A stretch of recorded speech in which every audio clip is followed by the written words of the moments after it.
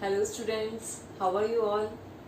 Yes students, last time we were discussing about the covalent bond formation and I told you to make the bonds and then send me the pics on the WhatsApp group, but I got only 4 pics. Yes students, those who are not actively participating in any of the thing, please keep in remember कि your marks will be deducted in your half yearly exam. So many of the criterias we made, and on the basis of that we are going to give you the marks, and those who are not fulfilling all those criterias, the marks will be deducted automatically. तो अगर अब आप answer नहीं करते हो, I am not getting the pics properly and you are not responding properly and you are not attending the live class properly, if your attendance will be short, then your marks will be deducted. So whatever the test I am conducting, whatever the assignments I am giving to you, all you have to give in a proper manner, then only your marks, then only you will get the full marks, otherwise your marks will be deducted. So yes, next time keep in mind and give me the responses. Okay, so yes, last time we were discussing about the covalent bond formation and some of the molecules I had given you to make the covalent molecules. तो वो बहुत simple थे, maybe you had already made. Now I am going to discuss 3-4 more examples कि क्या क्या है. First one is you have to show the nature of the bonding in CH3Cl molecule. Yes, you have to show the nature of the bonding. यहाँ पे क्या है, carbon आपको दिख रहा है, Cl आपको क्लोरीन दिख रहा है, हाइड्रोजन दिख रहा है. All these three are the non-metals. Non-metals means which kind of bond is present in between these two atoms? It is covalent bond. तो आपको अपने आप से समझना पड़ेगा. फिर आपको अपने आप से यहाँ पे स्टेप्स लिखने पड़ेंगे. उसके लिए हमने स्टेप्स किए थे. कोवलेंट बॉन्ड फॉर्मेशन के लिए क्या क्या था? सबसे first one is electronic configuration. ये आपको लास्ट ईयर मैंने बहुत बार याद करवाई हुई है, आपको आती होगी, और नहीं आती तो अभी हमने इतनी बार कर लिया है, अब आपने कर लिया होगा. So yes, electronic configuration of both the atoms, और यहाँ पे 3 एटम्स हैं तो all 3 atoms I have to write. Carbon is 2,4. It is having 4 electrons in the outermost shell, which it can share in the covalent bond. Hydrogen is only having 1 electron, which it can share, and chlorine is having 7 electrons. So it is 1 electron deficient. तो ये 1 electron share करेगा. It can share 4 electrons, यानी कि ये centre में होगा क्योंकि 3 और 1 4 एटम्स उसके साथ अराउंडली अटैच है. हाइड्रोजन 3 टाइम्स अटैच होगा और क्लोरीन 1 टाइम अटैच होगा, जो हमारे को यहाँ फॉर्मूला में भी क्लियर है. तो इस तरह से हम करेंगे. Next one is sharing of electrons. As the covalent bond is forming, तो sharing of electrons will takes place. तो yes, Carbon is having 4 electrons in the outermost shell, and 4 electrons should be placed as far as they can be arranged in a shell. जितना दूर से दूर हो सके हम उतना इसको अरेंज करेंगे to keep the repulsions minimum, ताकि हम repulsions को कम से कम कर सकें. हाइड्रोजन यहाँ पे 3 टाइम्स है और सबके पास एक इलेक्ट्रॉन है, तो मैं दूसरे पेन से रिप्रेजेंट करती हूँ ताकि आपको पता लगे. Yes, this is hydrogen. Hydrogen का 1 इलेक्ट्रॉन. आप दोनों का कंफ्यूजन ही दूर करने के लिए ये इलेक्ट्रॉन क्या करो, इन दोनों के बीच में रिप्रेजेंट कर दो, ताकि कोई कंफ्यूजन ही ना रहे कि कहाँ पे आपको रिप्रेजेंट करना है. तो it's better to represent the electrons in the bonded area. यहाँ पे दोनों के बीच में क्या है, ये वाला एरिया जो ओवरलैप हो रहा है, वहां पे आप इलेक्ट्रॉन्स दिखा सकते हो, एक हाइड्रोजन का, एक कार्बन का. सेकेंड वन इज अगेन एक हाइड्रोजन का, एक कार्बन का. Third one is again hydrogen का एंड देन कार्बन का. एंड देन यहाँ पे अगर हम बात करें तो एक हमारे पास एक क्लोरीन एटम है. क्लोरीन एटम थोड़ा बड़ा होता है तो मुझे यहाँ पे बड़ा दिखाना है. It's chlorine atom. ठीक है, क्लोरीन एटम का हमारे पास 1 इलेक्ट्रॉन एंड देन 1 इलेक्ट्रॉन हमारे पास कार्बन का. इस तरह से हम उसको रिप्रेजेंट करेंगे. Hydrogen, hydrogen, hydrogen, and then it is chlorine. Chlorine के पास अभी भी 6 और इलेक्ट्रॉन है, तो हमें वो भी रिप्रेजेंट करने पड़ेंगे. टोटल 7 हो गए. 1 2 3 4 5 6 एंड 7. कार्बन के पास 4 उसके खुद के थे और 1 2 3 और 4 उसने शेयर किए। हाइड्रोजन के पास 1 खुद का था, 1 शेयर किया। तो इस तरह से अगर हम देखते हैं, whenever the transfer of electron is taking place or the sharing of electrons taking place, always and always all the species will acquire their stable noble gas configuration। हर एक स्पीसीज जो भी बॉन्डिंग में इन्वॉल्व है, सबके पास complete noble gas configuration होगी। Chlorine के 8 पूरे हो गए, कार्बन के 8 पूरे हो गए, हाइड्रोजन और हीलियम आपको पता है अपने डुप्लेट में रहता है, तो उनके डुप्लेट्स पूरे हो गया सब कुछ complete. And I am showing it with the different colour of pen so that it will be clear to you कि कौन कौन से एटम्स यहाँ पे अरेंज्ड हैं। ठीक है, now third one is the formation of covalent bond.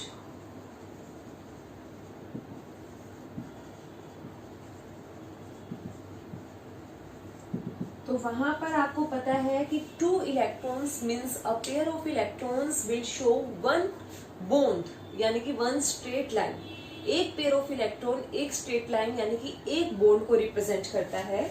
तो यहाँ पर हम क्या लिखेंगे, carbon is forming 3 bonds with the hydrogen and 1 bond with the chlorine. So this is the structure of the CH3Cl molecule, यानी कि मिथाइल क्लोराइड मॉलिक्यूल। उसका ये स्ट्रक्चर होगा, ये 3 स्टेप्स होंगे। So likewise you have to draw in your respective notebooks. Yes, now next molecule is H2S, hydrogen sulfide. Again we have to write the electronic configuration of hydrogen and sulfur. Hydrogen की तो 1 ही है, sulphur is 286 यानी कि 2 electrons कम है। Then sharing of electron, यहाँ पे 2 hydrogen और 1 sulphur involve होगा, तो दिस इज सल्फर। सल्फर के पास टोटल है 8 इलेक्ट्रॉन्स।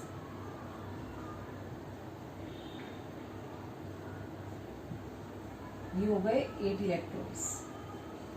ठीक है, और फिर 2 हाइड्रोजन उसके साथ इन्वॉल्व है, कहीं पर भी आप दिखा सकते हो हाइड्रोजन हाइड्रोजन। तो इस तरह से उसने बॉन्डिंग किया and ultimately the formation of covalent bond will be this H2S. So this kind of molecule will form. Now next molecule is fluorine. These are your NCERT questions, so you can do you can see from there and do it by yourself also. Fluorine का अगर हम बात करें तो it is electronic configuration is 9 2 7 2 7, यानी कि एक electron deficient है, एक इलेक्ट्रॉन शेयर करेंगे।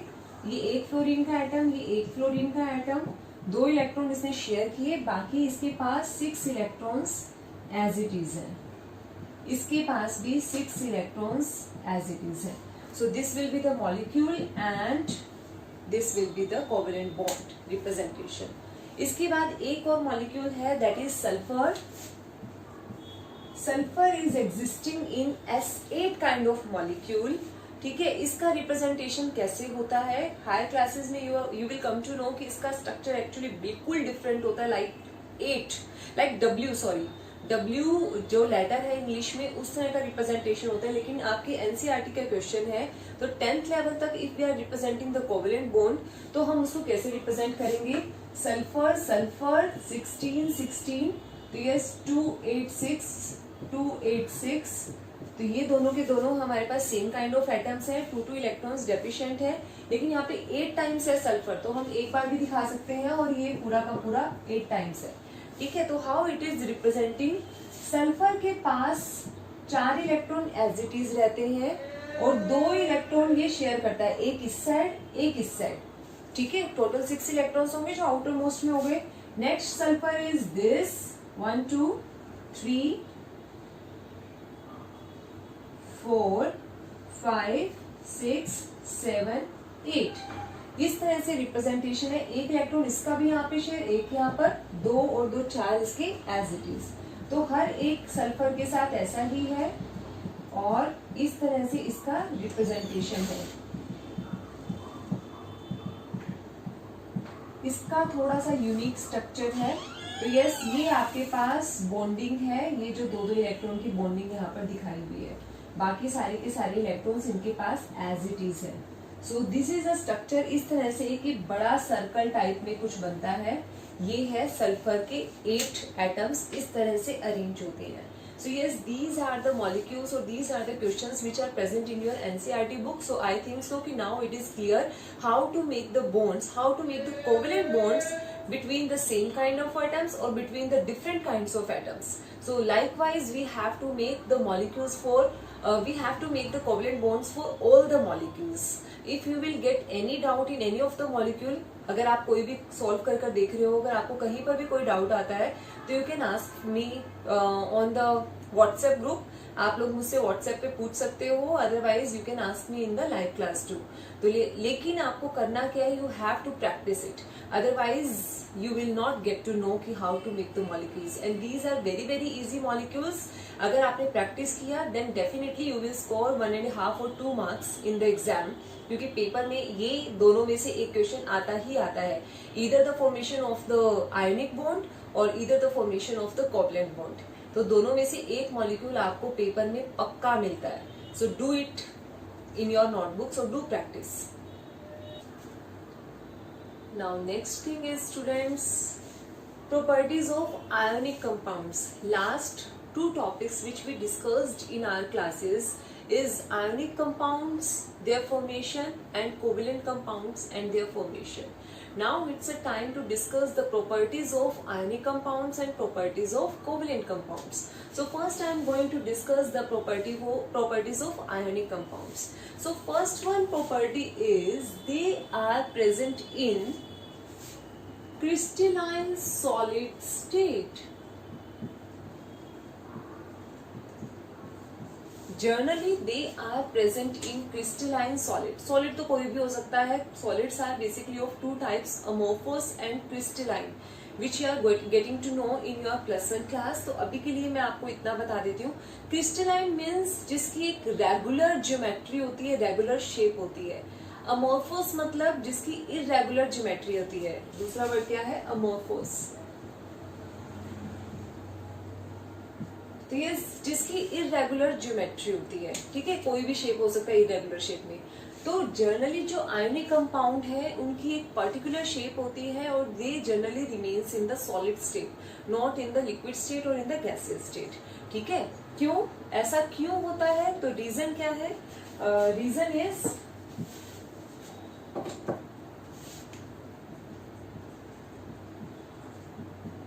as they are having strong force of attraction known as electrostatic force of attraction.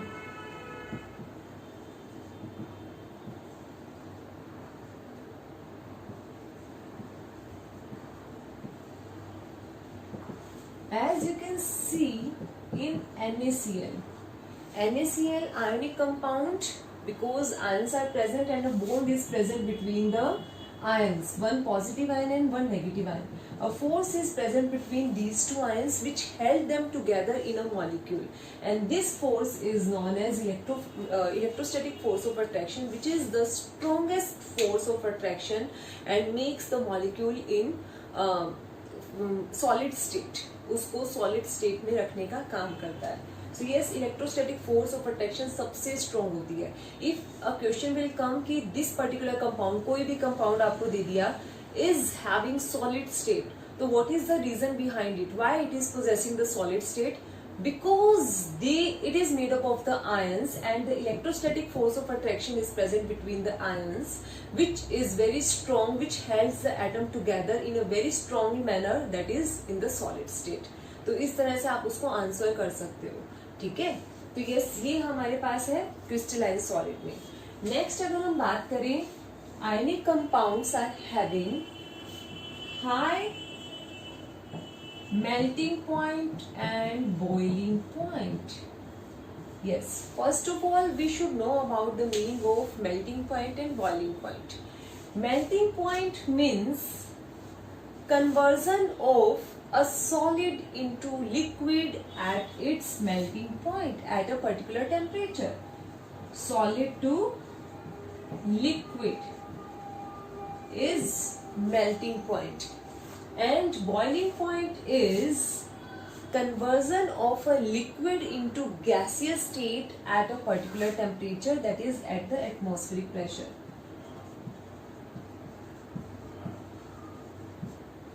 ये होता है हमारे पास बॉइलिंग पॉइंट. ठीक है. सॉलिड टू लिक्विड और लिक्विड टू गैसेस चेंज होना है बेसिकली किसी भी एक मॉलिक्यूल ने. कोई भी एक है NaCl का ही हम ले लेते हैं, कोई वो ले लेते हैं, KCl ले लेते हैं, कोई भी एक हमने एटम ले लिया, MgCl2 ले लेते हैं. ठीक है. तो उसके अंदर स्ट्रॉन्ग फोर्स ऑफ अट्रैक्शन, उसका मेल्टिंग पॉइंट और बॉइलिंग पॉइंट हाई क्यों है? यस. सबसे पहले तो हमें ये पता होना चाहिए, which I am telling you again and again because I know that students are getting confused in it. जब कभी भी ये हमारे पास मान लो एक क्रिस्टलाइन सॉलिड है NaCl का, तो उसमें NaCl किस तरह से अरेंज होगा? मैं ये बॉन्ड से रिप्रेजेंट कर रही हूँ NaCl का जो हमारे पास एक जो कोई भी है, मतलब ये NaCl का जो एक आयनिक कंपाउंड है, मैं उसको बॉन्ड से रिप्रेजेंट कर रही हूँ. वैसे ये फोर्स ऑफ अट्रैक्शन होता है, हम इसको ऐसे ही रिप्रेजेंट करते हैं, कोई पर्टिकुलर बॉन्ड नहीं बनाता है. ये सिर्फ फोर्स ऑफ अट्रैक्शन है जो आयंस को एक साथ रखता है. ठीक है. लेकिन मैं यहाँ पे एक बार बॉन्ड से रिप्रेजेंट कर रही हूँ. Next one is this, next one is this, next one is this, next one is this. इसकी एक पर्टिकुलर शेप होती है. चलो मान लीजिए ये शेप है. इसमें बहुत सारे NaCl आपस में अटैच हैं फोर्स ऑफ अट्रैक्शन के साथ. ठीक है. तो बहुत सारे NaCl इसमें अरेंज है. वैसे ये शेप नहीं होता है, क्रिस्टलाइन सॉलिड होता है, ट्यूब का स्ट्रक्चर होता है इसके अंदर ना. लेकिन ये सिर्फ मैं एक समझने के लिए बता रही हूँ. ये आप ये जो स्ट्रक्चर है NaCl का, you will come to know in +1 class, तो उसमें डिटेल में आएगा. लेकिन अभी मैं सिर्फ उसको फोर्स ऑफ अट्रैक्शन को समझाने की कोशिश कर रही हूँ. ठीक है. तो बेसिकली क्या होता है कि NaCl के अंदर जो मॉलिक्यूल है, मेल्टिंग और बॉइलिंग पॉइंट में क्या होता है, ये बॉन्ड नहीं टूटता है. ये जो बीच की फोर्स ऑफ अट्रैक्शन है ना, ये थोड़ी सी कम हो जाती है, ये खत्म होने लग जाती है, ये टूटने लग जाती है. तो धीरे धीरे करके जितनी फोर्स ऑफ अट्रैक्शन टूटेगा, उतना ही ये NaCl का एक मॉलिक्यूल और ये NaCl का दूसरा मॉलिक्यूल अपने से दूर दूर जाएगा. जितना दूर दूर जाएगा डिस्टेंस बढ़ेगा, यानी कि पहले वो सॉलिड से लिक्विड में कन्वर्ट होगा, फिर वो लिक्विड से गैसेस में कन्वर्ट होगा. ऐसे ही होगा. ठीक है. तो ये फोर्स ऑफ अट्रैक्शन क्या है? Basically electrostatic force of attraction, ये वाली भी और ये वाली भी. तो ये इलेक्ट्रोस्टैटिक फोर्स ऑफ अट्रैक्शन इतनी ज्यादा होती है, इतनी ज्यादा होती है आयनिक बॉन्ड में, जैसा कि मैंने अभी बताया. तो because of the more electrostatic force of attraction present between the ions in the ionic bond, it is having high melting and boiling point. तो अगर हम रीजन की बात करें, जैसे हमने पहले किया, तो रीजन अगेन सेम है, because of the presence of strong force of attraction, that is electrostatic force of attraction between them.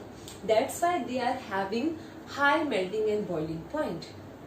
ठीक है. NaCl की अगर मैं बात करूं, NaCl को अगर आपने एक स्पैचुला लिया, सिंपल एक्सपेरिमेंट हम करने की कोशिश करते हैं. आप एक चम्मच लीजिए, उसमें NaCl को डालिए और उसको बर्नर के ऊपर रख दीजिए. क्या वो मेल्ट होगा? नहीं होगा. That's why we are using NaCl salt in baking cakes also. अगर आपने देखा है कि विदाउट अवन अगर हम केक बनाते हैं, तो we are sometime taking salt in the base of the container to make the cake. तो यस, हम उसको क्यों लेते हैं?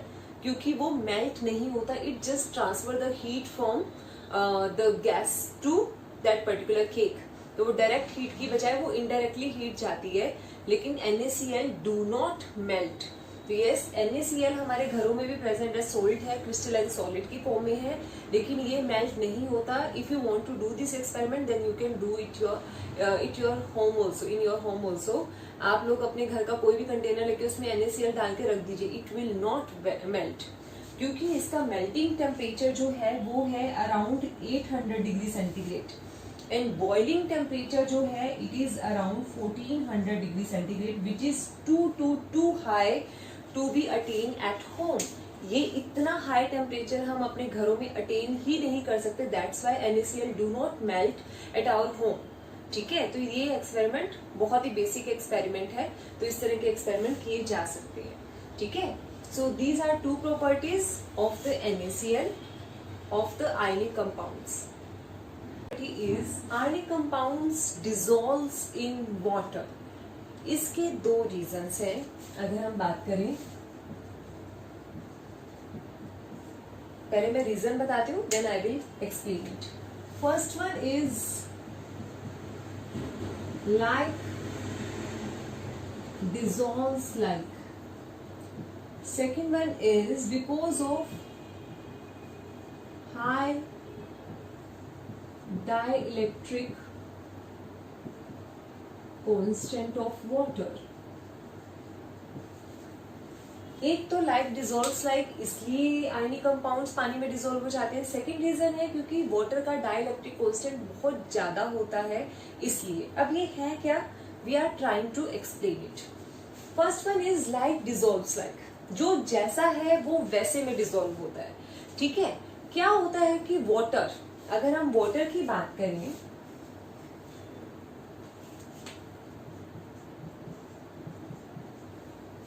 वाटर के अंदर O is more electronegative and hydrogen is less electronegative, which we discussed in our 5th chapter. ठीक है, तो क्या होता है कि ये ऑक्सीजन ज्यादा इलेक्ट्रोनेगेटिव है, तो इसलिए इसके पास थोड़ा सा जो शेयर पेयर ऑफ इलेक्ट्रॉन है ना, ये इसकी तरफ रहता है, क्योंकि इसके पास खींचने की टेंडेंसी ज्यादा है. एक मार्कर है, उसको दो लोग खींच रहे हैं, जिसकी पावर ज्यादा है वो अपनी तरफ रखेगा ना. तो यस, दो लोग खींच रहे हैं, मेरी पावर ज्यादा है, I will take it towards my side. So yes, likewise this pair is shared between hydrogen and oxygen, no doubt, but oxygen is more stronger than hydrogen, so that's why it is attracting the bond pair towards itself. तो थोड़ा सा ये bond pair इसकी तरफ है और electron का bond pair बनता है. ये जो बॉन्ड है वो दो इलेक्ट्रॉन्स का बना हुआ है, and electron is having negative charge. Negative charge अगर ऑक्सीजन के पास थोड़ा सा रहेगा तो then we can say it is slightly negative. ये एक टर्म है जो होता है. ठीक है, +1 में डिटेल में आता है, लेकिन अभी के लिए मैं बता रही हूँ. तो अगर इसके पास से नेगेटिव आयन थोड़ा दूर चला जाएगा तो ये थोड़ा पॉजिटिव रह जाएगा. यहाँ पे भी यही होगा. ठीक है, तो इसलिए यहाँ पे थोड़ा सा पोलर कैरेक्टर है. पोलर मतलब चार्ज वाला कैरेक्टर है, कि थोड़ा चार्ज सेपरेशन है. और अगर मैं NaCl की बात करूं, NaCl में ये आपको पता है ये पॉजिटिव आयन था, ये नेगेटिव आयन था, इसी की वजह से अट्रैक्शन था. ये तो आयंस के बीच में भी है, यहाँ पर भी आयंस है, यहाँ पर भी आयंस है. ठीक है, यानी कि ये भी पोलर है, ये भी पोलर है. सो that's why they can attract. That's why they can attract. So yes, जो जैसा है वो वैसे में ही डिसॉल्व होगा. NaCl is polar in nature because of having different ions, and water is also having polar character because of the more electronegativity of oxygen. Both of them can dissolve in each other. जैसे मैंने नमक को पानी में डाला for make a lemonade, it dissolves, वो dissolve हो जाता है. तो yes, ऐसा क्यों? Because like dissolves like. Second reason मैंने जो बताया है, that is high dielectric constant of water.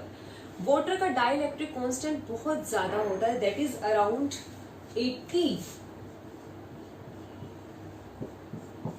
Dielectric constant is a power of anything bye which it can dissolve the other substances. एक ऐसी पावर किसी भी चीज के पास होना जिसकी वजह से वो किसी भी सब्सटेंस को अपने अंदर डिसॉल्व कर सके या उसको मेल्ट मतलब गला सके. तो आपको पता है कि वाटर के अंदर कोई भी चीज प्रेजेंट होती है तो वो गल जाती है. Even our human body also can dissolve in water. क्यों? क्योंकि उसका डाइलेक्ट्रिक कांस्टेंट बहुत ज्यादा है. तो जैसे ही इसमें NaCl को डाला गया, हालांकि NaCl के अंदर जो ये फोर्स ऑफ अट्रैक्शन था ये बहुत ज्यादा था, that is electrostatic force of attraction बहुत ही ज्यादा था, लेकिन वाटर की डाइलेक्ट्रिक कांस्टेंट इतनी हाई पावर होने की वजह से इतना strong electrostatic force of attraction भी कुछ नहीं कर पाया और उसके अंदर इसके आयंस अलग अलग हो गए. So that's why 2 reasons are there by which we can say that, और by which it is happening that ionic compounds are dissolved in water. Water में भी डिसॉल्व हो सकते हैं because like dissolves like, both are polar in nature and because of the high dielectric constant of the water. दोनों reason है.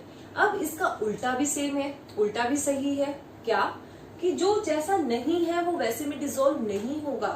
जैसे कि हमारे organic compounds,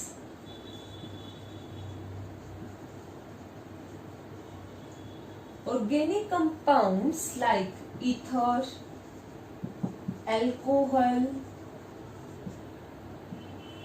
acetone, benzene, carbon disulphide, ये सारे के सारे ऑर्गेनिक कंपाउंड्स हैं। ऑर्गेनिक जहां पे नेम आ जाएगा हम नेक्स्ट चैप्टर में डिटेल में करेंगे कार्बोनेट्स कंपाउंड्स।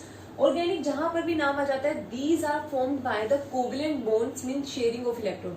यहाँ पे इलेक्ट्रॉन्स का कोई भी पॉजिटिव और नेगेटिव चार्ज प्रेजेंट नहीं होता, तो that's why they are non polar in nature. Polar का उल्टा क्या होगा? Non polar. They are non polar in nature. तो नॉन पोलर होने की वजह से, चार्ज सेपरेशन ना होने की वजह से, डाइलेक्ट्रिक कांस्टेंट कम होने की वजह से ionic compounds do not dissolve in organic compound. Now I am thinking so कि it is clear to you, ionic compound can dissolve in water or any kind of the polar compounds, but ionic compound do not dissolve in organic compounds. ठीक है? Now next and last property of the ionic compound is ionic compounds can conduct electricity. ये electricity को conduct कर सकते हैं। ऐसा क्यों? Yes, अभी हमने पढ़ लिया कि ionic compounds are made up of ions. Ionic compounds can dissolve in water means they get separated from each other, otherwise तो they are present in a bond. Ionic compound present है, but as we are adding it into the water it will dissociates into its ions. अभी हमने किया क्योंकि water का dielectric constant बहुत ज्यादा है, ये किसी भी चीज को उसके रिस्पेक्टिव आयंस में तोड़ सकता है, तो वहां पे आयंस फ्री हो गए। Ions are what? Can conduct electricity in water. वो वाटर में इलेक्ट्रिसिटी कंडक्ट कर सकता है। तो यस, जैसे ही पानी में डाला, पानी का डाइलेक्ट्रिक कांस्टेंट ज्यादा होने की वजह से वो आयंस अलग अलग हो गए। आयंस क्या है? दीज आर इलेक्ट्रोलाइट्स जो रिक्वायर्ड है किसी भी कंडक्शन के लिए, किसी भी इलेक्ट्रिसिटी के कंडक्शन के लिए। तो जैसे ही एक पानी के अंदर मैंने एक वायर लिया, उसके साथ में यहाँ पे बल्ब अटैच कर दिया और दूसरा एंड लिया और यहाँ पे एक छोटा सा प्लग लगा दिया। प्लग मतलब आप कोई भी सेल लगा रहे हो। तो जैसे ही मैंने उसको स्विच ऑन किया, इसको दोनों को एंटर किया, ये मेरा पानी है। पानी के अंदर मैंने चाहे नमक डाला है और चाहे नहीं भी डाला है, पानी itself is a good conductor. तो ठीक है, उसमें NaCl जैसे ही डाला तो ये मेरा एक पॉजिटिव एंड, ये एक मेरा नेगेटिव एंड। जैसे मैंने स्विच ऑन किया, the bulb will start glowing, means conduction of electricity is there. Why it is so? Because of the presence of these electrolytes in this. तो यहाँ से हमें एक और बात भी समझ आती है। मैंने बोला कि conduct electricity only in water. वैसे तो ये सॉलिड स्टेट में रहता है, तो वाटर और कोई भी compound, ionic compound can't conduct electricity in the solid state. वो सॉलिड स्टेट में कभी भी इलेक्ट्रिसिटी कंडक्ट नहीं कर सकता, क्योंकि सॉलिड स्टेट में दीज टू आर इंटैक्ट, वो एकदम साथ में जुड़े हुए हैं, तोड़ ही नहीं सकता इसे कोई। तो इसलिए वो सॉलिड स्टेट में इलेक्ट्रिसिटी कंडक्ट नहीं कर सकता, क्योंकि टूटेगा नहीं तो आयंस ही नहीं बने, और आयंस के बिना इलेक्ट्रिसिटी कैसे कंडक्ट होगी। तो it can only conduct electricity in the liquid state, जैसे ही हमने पानी में डाला एक्वस कंडीशन, या फिर इन मोल्टन स्टेट। अब मोल्टन स्टेट क्या होती है मैंने बताया हुआ है। मोल्टन मीन्स हमने उसको गर्म करके पिघला लिया है। It is the liquid state after heating any substance. ठीक है, so yes, ionic compounds can conduct electricity only in liquid और in molten state, not in the solid state. So students, these are the properties of the ionic compounds. Tomorrow we are going to discuss the properties of the covalent compounds and a small topic alloy. Then this chapter will be completed.